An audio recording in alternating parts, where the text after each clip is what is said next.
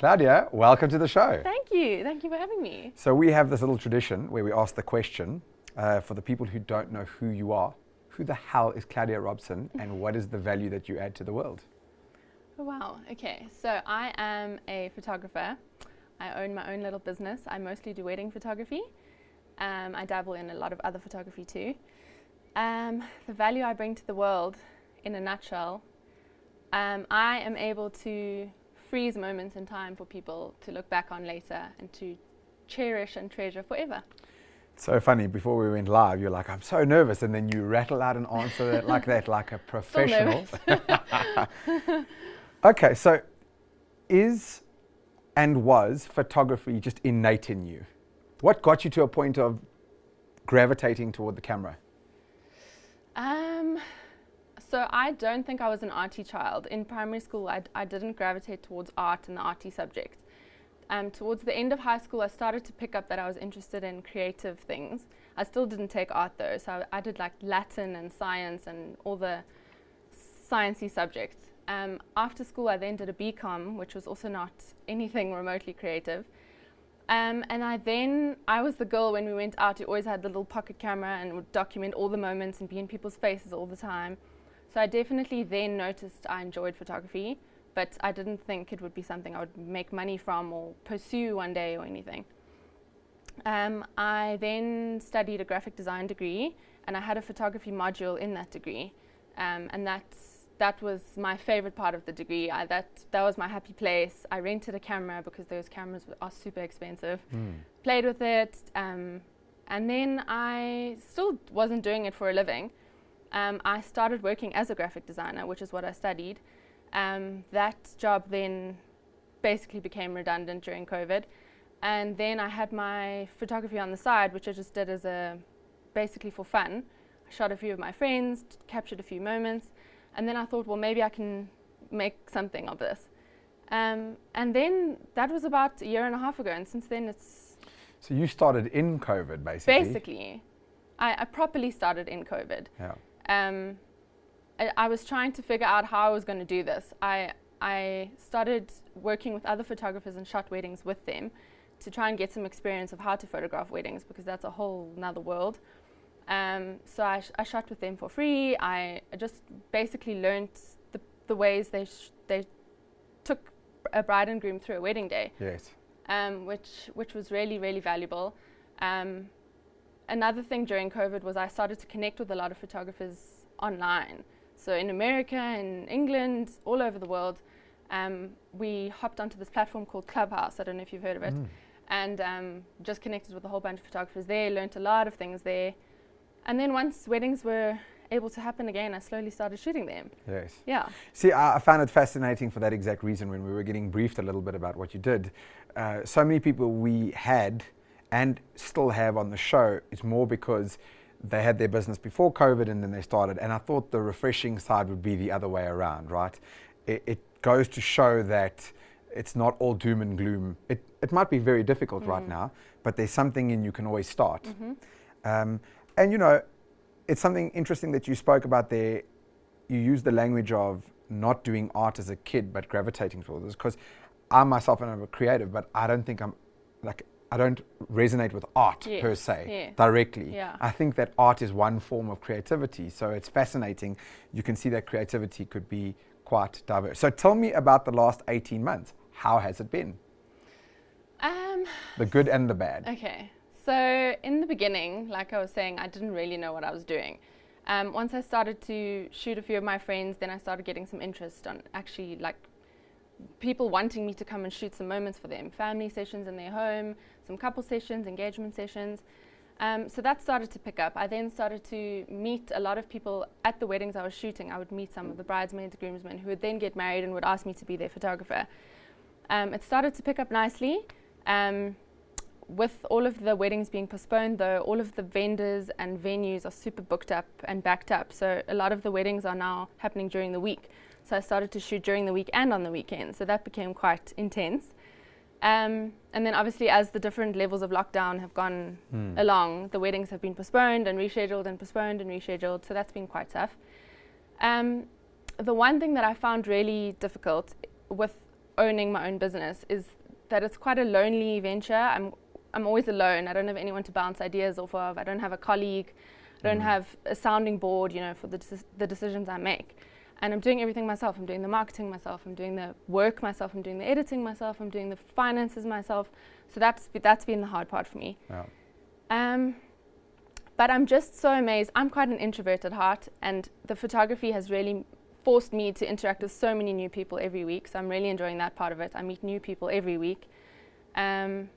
And yeah, I don't know if that answered your question. No, it does perfectly. I mean, I think what you did there, with whether you meant to or not, is you so perfectly encapsulated the ups and downs of entrepreneurship. This is probably the biggest reason why I am so pro helping small businesses. I think that entrepreneurship isn't for everyone, but everyone should try once, because it really expands you. Yes. And it's not an us versus them mentality. It's not that entrepreneurs are better than people who work for companies or bosses. Sure. It's not like that. But I will say that the growth spurt that you go through when you start something on your own is brutal. Mind-blowing. You have to grow in so many different areas because you are the CEO and tea lady and the marketer, as you kind of pointed out. And it's lonely, especially startup world is lonely. And then there's all these ups and downs that come with it. And it can be incredibly rewarding if you have the chutzpah to adapt, change, shift, go out on a limb, be uncomfortable, get it wrong. I mean, I know I'm preaching to the choir, but it's so fascinating to hear someone who has started a business like this during COVID, especially where the business isn't like well conducive toward the lockdowns. It's not like you're making more money every time lockdown happens, you make less. Yes. So how are some of the ways when these lockdowns have kicked in, what are some of the ways that you've adapted or shifted or changed tack? Share that with me. So the weddings obviously can't take place, so I can't shoot the weddings. What I have been able to do is shoot the smaller home sessions. I think families at this point in our lives are finding it really important to document the small moments. So I've noticed a lot of families want family shoots, or even maternity shoots, or newborn shoots, or couples shoots, just documenting little memories for themselves to have. And a lot of people are home more often now, so they can do these shoots. So I've been doing a lot of that. I've also been trying to use the time to just catch up on my editing, to build my website, to get everything going that I wouldn't ordinarily have time in a busy, pumping wedding season. So I've tried to make the most of the extra time that I do have. I've dabbled in a bit of branding photography, which also keeps me going a bit. But I must say I prefer working with people and photographing people, the humans and the emotions and stuff like that. Telling a story, so I can't wait for it to all get going again, because it's where I'm happy, it's where I thrive. Yeah, I don't script these conversations at all, quite purposefully so. And a big theme that has been coming up for me just in the last few weeks again is about constantly being busy, not for the sake of being busy, but when there's nothing going for you, like for example, both our industries being kind of events get shut down. And for example, when lockdown level 4 got enacted again, then a lot of my clients on end just paused, myself and Nicola. So then you've got two options there. You can just kind of chill out, and I don't think that's the better option. Or you can stay busy. Be busy, stay busy, create from nothing. It means that you can upgrade your skill sets. You can meet with different, there's always something, right? Where you have this ability to create inertia, even though there's no monetary gain for it. It's just about trying to create value. But again, that's why entrepreneurship is so difficult, because the ability to do those things, even though they don't immediately make you money, is quite difficult. It is. So I guess in your end, how do you see it working from here onward, and what is your advice for people what is your advice to yourself moving forward, and what is your advice to other people in your situation from here? Advice to myself is, I think this might sound, I think I need to remember that the rest periods in my week are important, as important as the busy period. Although I'm not shooting all the time, the back end stuff is work too, and I do need to remember to switch off, put my stuff away, and actually just rest for a bit, because I think that's another thing with owning your own business, is you just eat, breathe and sleep it all the time. It's just go, go, go. So I think I need to remember to keep my routines and schedules going, because that's also tough while working from home.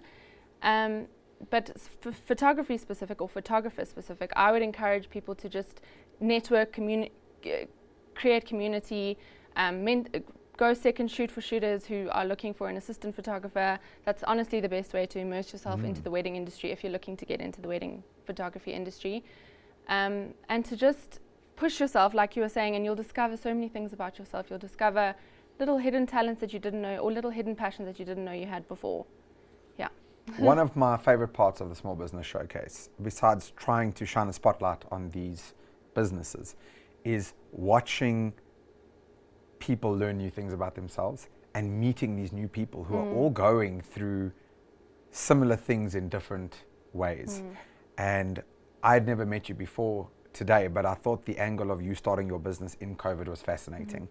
And I really want to just encourage you to have a full go, keep going, because you're not alone. And that doesn't necessarily make today or tomorrow better, but there is something in the knowledge of, this is happening to everyone. Get back on the horse and keep riding. It's on that note, that is your close-up camera over there. All I want to do is I want to leave you with the opportunity to share a parting thought with the audience.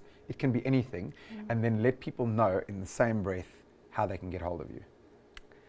A parting thought. I'll keep it short and sweet. My motto for recently is community over competition. Don't worry about what people are doing around you. Just get involved online, make friends with other people in your industry, and it'll help you in the long run.